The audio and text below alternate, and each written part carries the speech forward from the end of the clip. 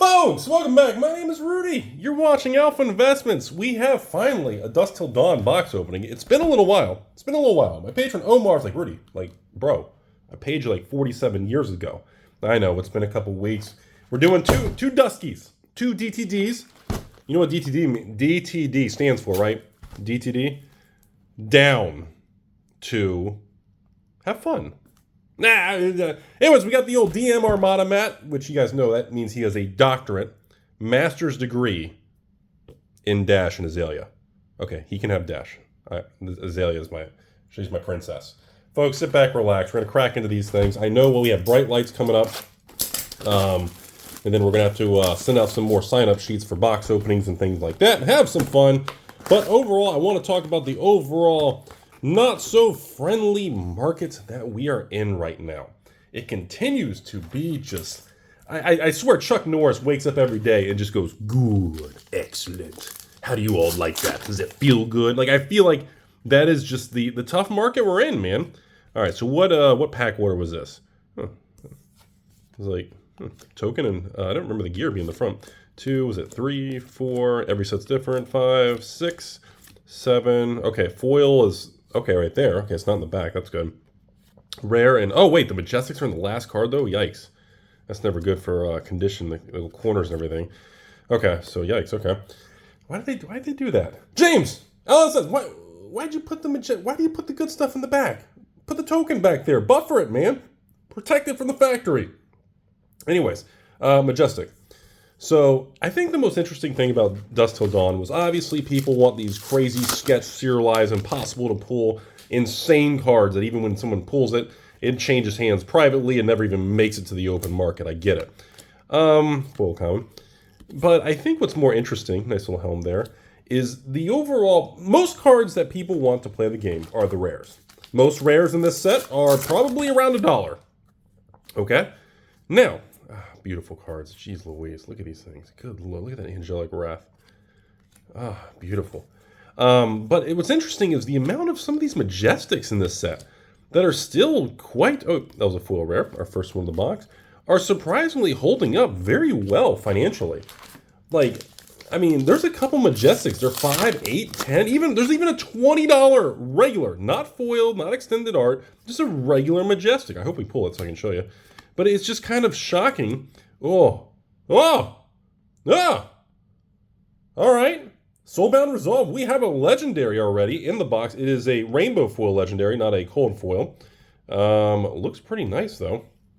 Wow. Okay. Well, we really can't complain. Just the fact you get a legendary in a box. To me, that's already a shoo-in of a good box opening.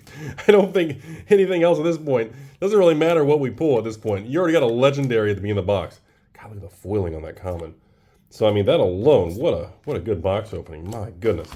Anyways, so I find it amazing between the Marvels, the amount of cards, the amount of desirability, and like, oh, really? Is it the same pitch? Oh, that was a red pitch. I was like, really? Do we get the same foil back to back? Good Lord, that artwork is just gritty. It just blows my mind that we have flesh, like Dusk Till Dawn boxes are on the open market at what, MAP pricing? What, $88, $90 plus tax? Let's just call it 95 shipped. Like, these are under $100 booster boxes. And the amount of chase desirable... the amount... Holy Sacagawea on a Taco Tuesday. Cut my eye off and mail it to my left nut. My God. Oh no, do we got a print mark? What is that smear on this? Is that dust? Please be dust. Oh, it's just dust. Thank goodness. I thought we had a big mark there. Holy smokes. Ladies and gentlemen, we got ourselves a Soul Harrower. Cold Foil Marvel. Wow. Okay. Again, like, compared to the state of Magic, this is what people keep talking about. This is why money is flowing to One Piece, to Sorcery, to Flesh and Blood, even MetaZoo. Rudy, stop lying. You are the only person that plays Meta. I'm sorry, you got me. You got me. But I mean... You know, people are not, the flow of money is avoiding Magic because people are, wow, really? Prism Awakener, so we got the Majestics. Oh my God. Jeez. Okay, what a good box. It's just one of those things where, like, how much time is going to pass until, like, Hasbro and Wizards realizes, like, they are handing so much of the market to companies like Flesh and Blood. Like, okay, censor, Majestic number 3. Like, the growth rate and success of Flesh and Blood was going to happen no matter what. But the rate of change, in my opinion, has been accelerated by the smart moves that this company has made and the bad moves that their opponent has made. When you have those two kind of conditions line up, I mean, you're going to have a really interesting future.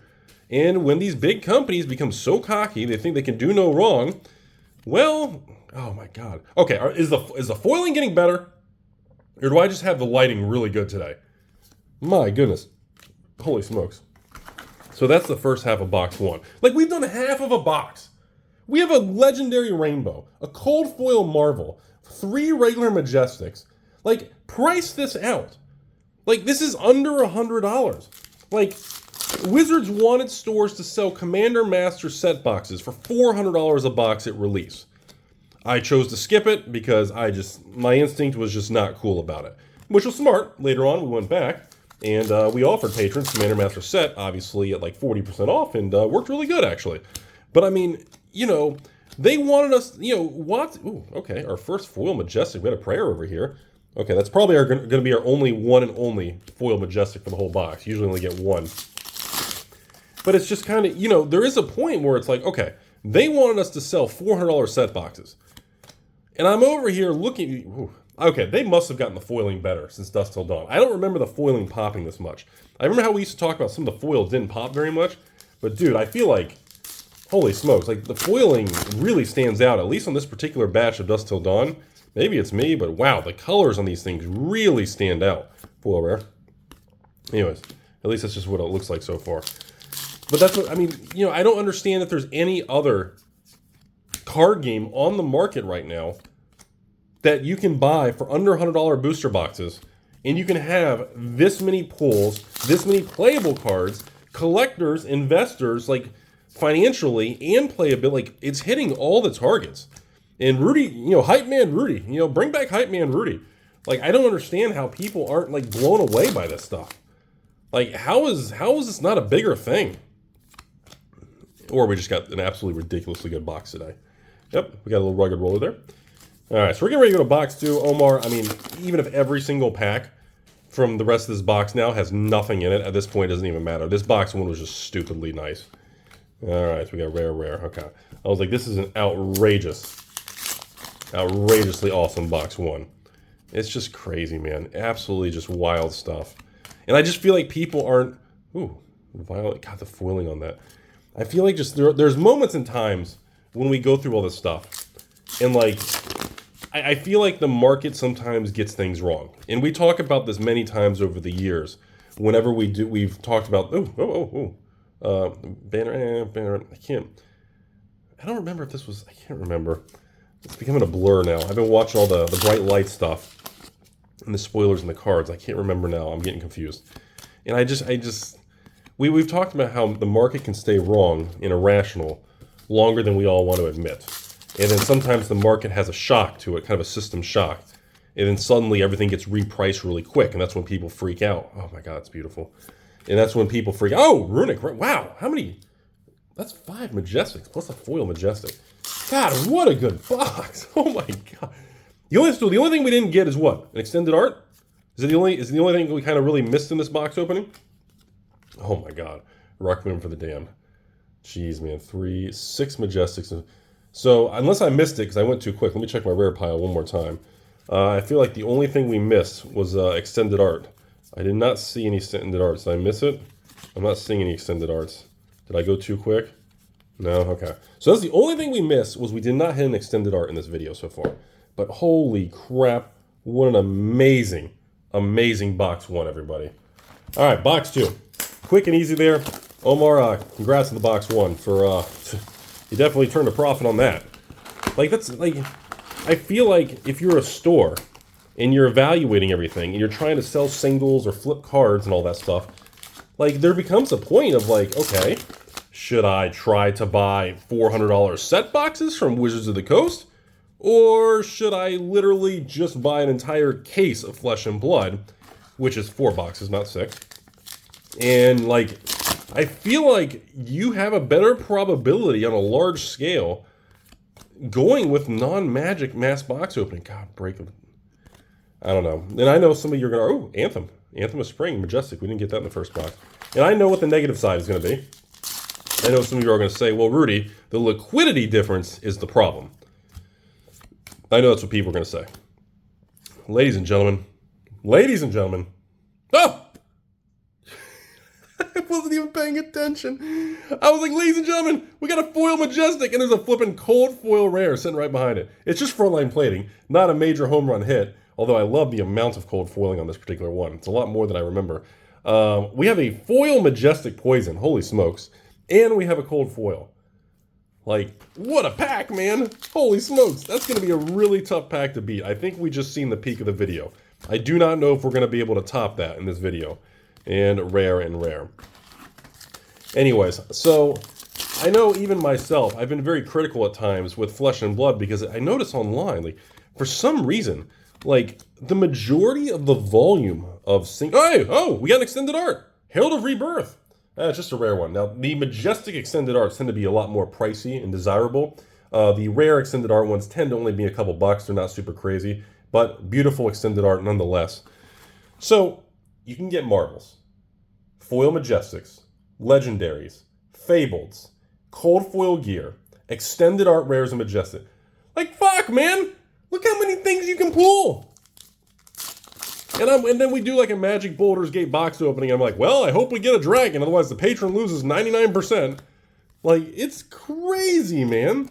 This stuff is wild. But hey, I just, you know, and a lot of the pushback, people always say, oh, you know, I don't think people really say Flesh and Blood, no one plays it, or it's a fake game. I think that's over with now. I think we can let that, ooh, Blood Dripping Frenzy. We did not get that Majestic in the first box. I think the no one plays pump and dump thing, that's kind of gone away in the last 6 to 12 months, especially after the bear market for Flesh and Blood. The market swung and turned around.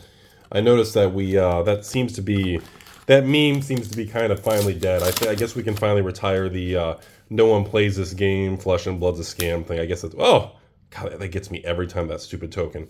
Every time I see that framework, it gets me, man. But, yeah, I think that one, I think the meme of that is finally, we need to retire it and move on.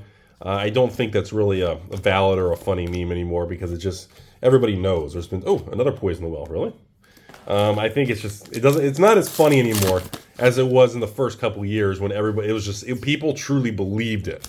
That's what made that meme so much funny. Like, that's what made it so funny. Like, the fact that there were idiots online that truly believed Flesh and Blood wasn't even real. And it was like two people buying the same box back and forth. It became one of the funniest internet memes of modern CCG history. But at this point, I guess, I don't know. It doesn't seem as funny anymore because everybody knows. All these big events and videos of thousands of people. I mean, it's kind of over with now. But anyways, it is interesting how, unlike Magic and Pokemon, oh, Beckoning Light, not Majestic. Unlike Magic and Pokemon, Flesh and Blood still does not do a huge majority of singles and sealed sales volume on TCG, on eBay and TCG Player. So it's very fascinating because it kind of will give like a mixed signal, you know, where people will say, "Oh my God, Rudy, did you see the new Bright Lights Flesh and Blood set?" I was like, "Well, what about it?" Like, "Oh, dude, yesterday one box sold on TCG Player. Flesh and Blood's dead. It's gonna crash, going to zero." I'm like, let me lay some things out for you all. I don't know if you all are fully aware of this. Oh, I thought that was a cold floor or something. Let me explain something. I just got to do this real quick. Flesh and Blood in Legend Story Studios is obsessed with pro play, organized play, tournaments in the LGS. Most of Flesh and Blood products are sold through LGSs and through partners and through people like me and through pretty much non-eBay TCG Player locations. It is truly a kind of an anti-eBay TCG Player thing. It doesn't really, you know, people, oh, wait a minute, oh, Shaken Death Hire. I thought we had a foil Majestic. So, you know, because the company works so much with LGSs and organized play, most people choose to not buy their Flesh and Blood cards through eBay and TCG Player. Therefore, it can give a false reading that, oh my God, only one box sold yesterday of the Flesh and Blood set, it's dead. When that's not the case. And that's what's really, really confusing about everything. And that's what I think also led to a lot of, speculation and people thinking, no one plays the game. That whole, it leads to a very, kind of false data because we're, Funeral Moon. Okay, foil majestic. It's not the $20 or $30 majestic we're looking for, but hey, it is a foil majestic. That's probably our Herald of Ravages. So there's our second Herald, beautiful angel there for extended art in our rare. Again, not super expensive, but just a beautiful, beautiful, fun thing to get. So now some of the extended arts in majestic get pretty pricey though. I think we're about to wrap up box 2, and I hate to say it, but it's looking like we are not going to get a cold foil. So box 1, Omar, you got spoiled with a Marvel and a cold foil.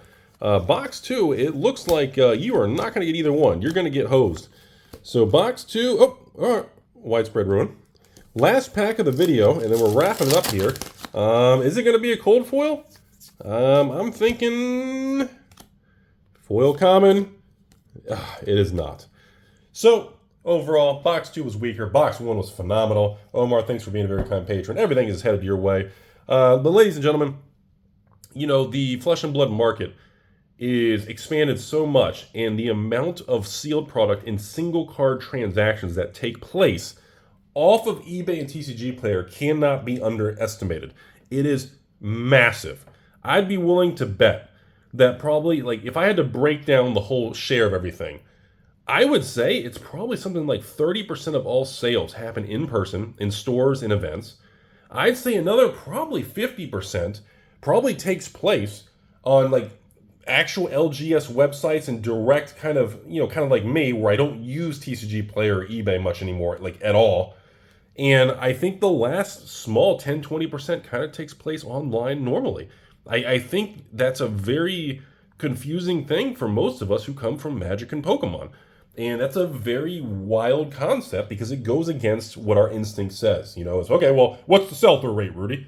And, some things like Weiss, MetaZoo, and I was going to say One Piece, but now One Piece is just blowing up like crazy still. But some of these other smaller third tier behind Magic Pokemon, specifically Weiss, even Yu-Gi-Oh! And even Card Fight Vanguard, some of these other kind of not Magic or Pokemon CCGs, a lot of the volume is massive, but it doesn't show on TCG Player. And we all have to be careful making assumptions because of that one data point. So, hope you learned something today. Omar, thanks for being a very kind patron. Everything's headed your way. As always, folks, it is a beautiful world out there. There's amazing things that happen every day. And unfortunately, in 2023, the only thing that's shared and pops up on your YouTube and on your news feed is when all this negative drama and stupid things happen. But I assure you, for every one of those stupid little stories, there are tens of thousands of amazing good things that happen every single day that happen out there, but they don't get reported and discussed.